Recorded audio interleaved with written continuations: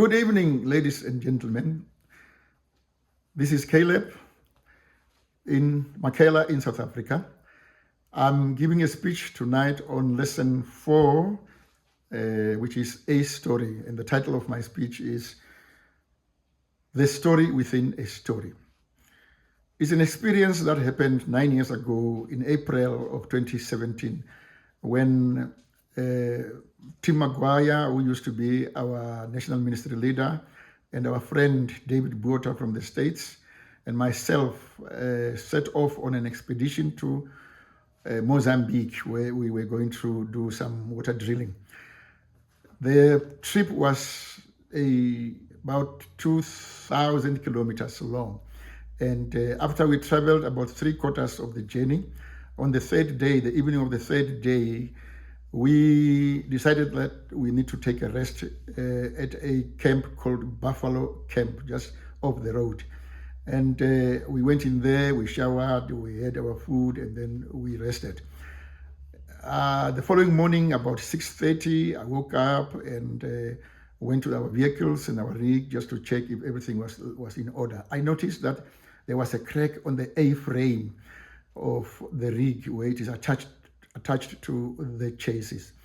And I called Tim, and on further inspection, we noticed another crack on the other side of the A-frame as well. And we decided to unhitch the rig.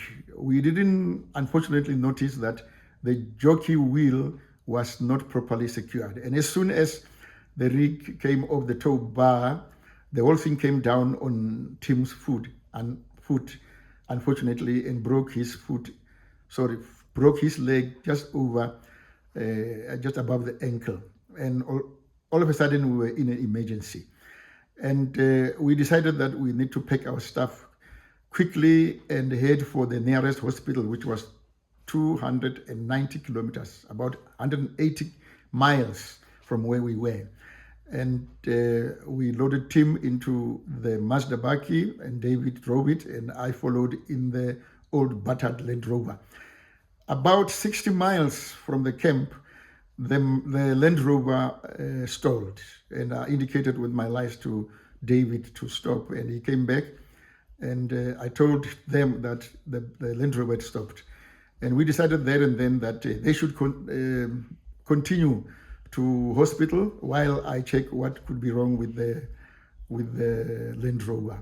It was at the time when I was busy checking that a man came down the road, and when he came to where I was, we greeted, and then I found out that he could speak Shangaan, one of the Mozambican languages, which I knew. Later, he then told me his name, that he was called Noah. And we spoke for a few minutes, and then he left after I explained to him the situation we were in. I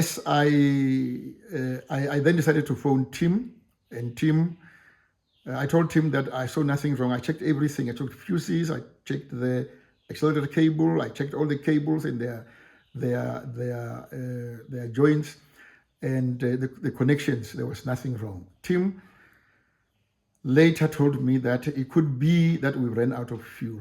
And fortunately, there was a container with petrol at the back of the Land Rover. And after rummaging through all the paraphernalia that was in there, I finally got hold of the container. And as I was refueling the Land Rover, I saw Noah appearing from the tall grass on the side of the road with two women carrying bowls and a bucket. And the younger one was carrying a baby as well. They came near, and I was almost finishing to refuel the Land Rover, and Noah helped me to hold the container as I was maneuvering the pipe so that it can suck every drop from the container. And then after we finished, Noah introduced me to his wives, and they put their bowls down, and the younger lady brought that container of water, and I washed my hands and I sat down. They opened the bowls, In one bowl there was nicely cooked porridge, and in the other one was cooked beans in soup. And I then made a short prayer there. I asked God to bless Noah and his family for providing me, a total stranger, with part of their breakfast. And I also asked blessing on the meal, and I sat down and started eating with my hands.